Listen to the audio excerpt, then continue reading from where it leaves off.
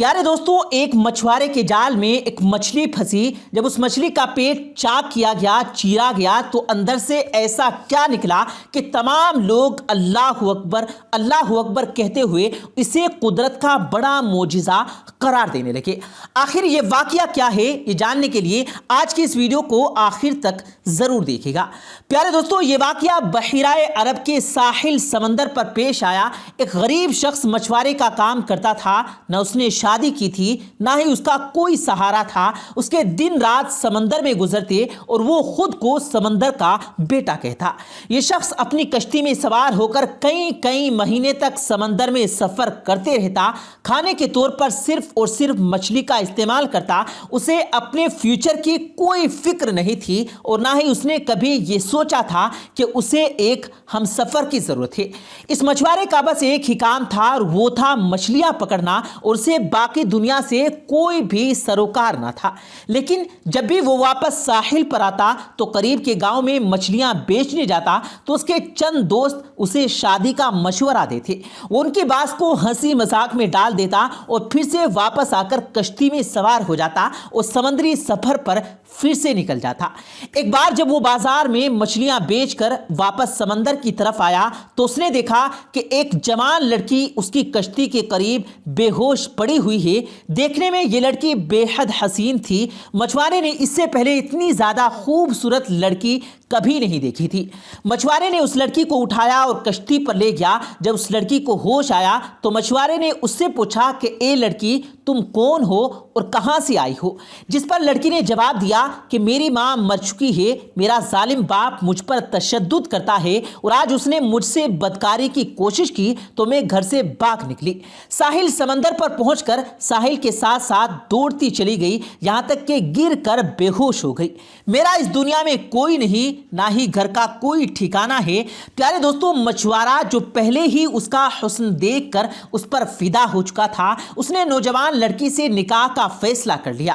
لڑکی بھی راضی ہو گئی اور پھر مچھوارے نے اس سمندر کی زندگی اور اس کی سختیوں سے آگاہ کرتے ہوئے کہا کہ میری کہانی بھی تمہاری جیسی ہی ہے۔ میرے باپ کے مرنے کے بعد میری ماں نے مجھے چھوڑ دیا تھا اور میں نے زندگی میں صرف غم ہی دیکھے ہیں۔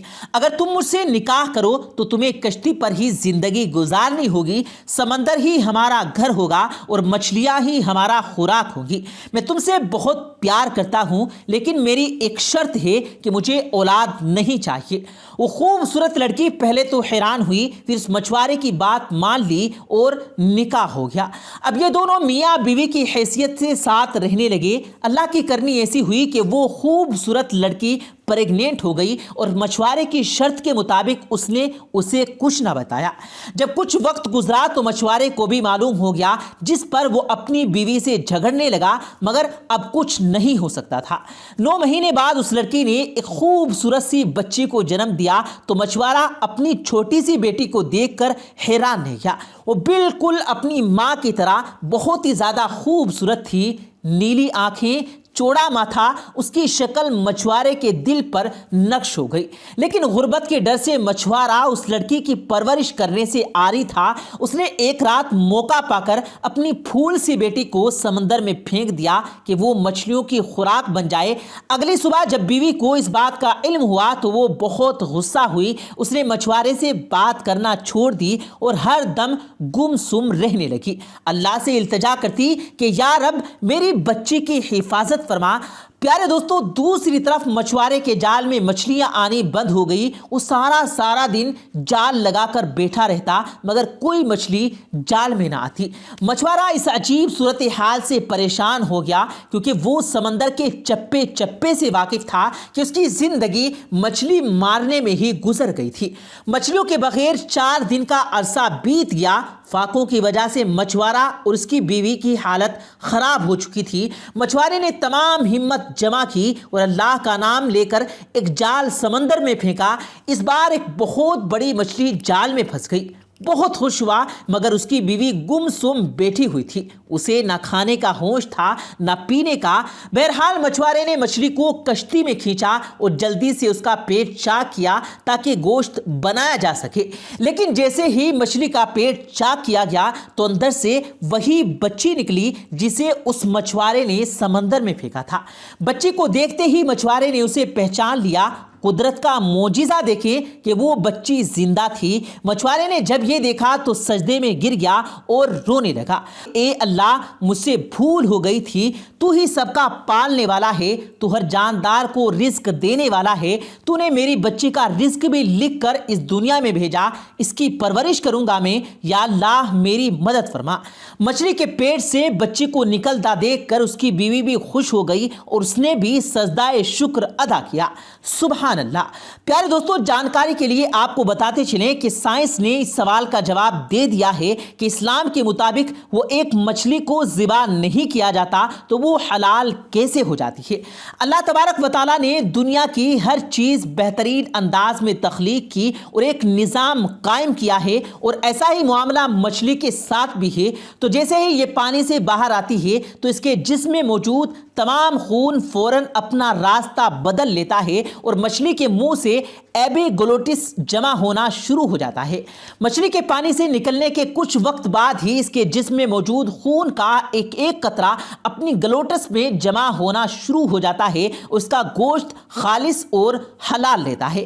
یہی وجہ ہے کہ مچھلی کو ذبح کرنے کی ضرورت نہیں رہتی، اور جس دوران مچھلی کا گوشت بنایا جاتا ہے تو گلوٹس کو بھی نکال دیا جاتا ہے۔ صرف یہی نہیں بلکہ سائنس نے اسلام کے حلال کھانے کے حکم کے پیچھے ایک پوشیدہ حقیقت کو بھی آشکار کیا ہے، جس کی وجہ سے غیر مسلم بھی حیران رہ گئے، کیونکہ جب کسی جانور کو ذبح کیا جاتا ہے تو اس کے دل اور دماغ کا رابطہ کانٹیکٹ ختم ہو جاتا ہے، اور دل جانور کی وردوں اور شریانوں میں موجود تمام خون کے باہر نکلنے تک دھڑکتا رہتا ہے، اور اس طرح اس کا گوشت خون سے پاک اور حلال ہو جاتا ہے۔ دوسری طرف جب کسی جانور کو غیر اسلامی طریقے یعنی جھٹکے سے حلال کیا جاتا ہے تو اس کا دل فوراً دھڑکنا بند کر دیتا ہے، اور یوں جسم سے خون کا فوراً اخراج نہیں ہو پاتا۔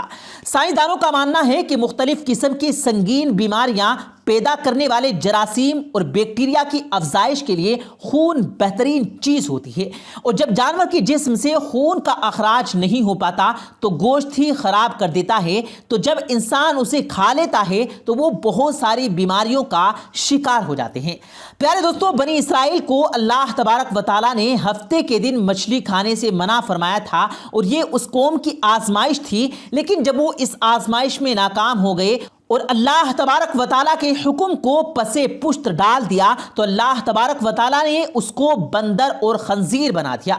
یہ آزمائش اور یہ حکم اس قوم کے ساتھ خاص تھی، امت محمدیہ صلی اللہ علیہ وآلہ وسلم کے لیے یہ حکم نہیں، اور اسلام کے واضح حکم آنے کے بعد پہلی امتوں اور ان کے احکام کو نیکی سمجھ کر اختیار کرنا، اس کا ہماری شریعت میں التزام نہیں کیا گیا، کیونکہ قرآن پاک اور احادیث نبویہ صلی اللہ علیہ وآلہ وسلم میں منع کیا گیا ہے، اور ہفتے والے دن بلا کسی تردد کے مچھلی کھانا جائز ہے۔ اور اگر کوئی شخص اس دن مچھلی کھانا بہتر نہیں سمجھتا یا کراہت محسوس کرتا ہے تو اس کا طرز عمل اسلامی طرز عمل نہیں ہے۔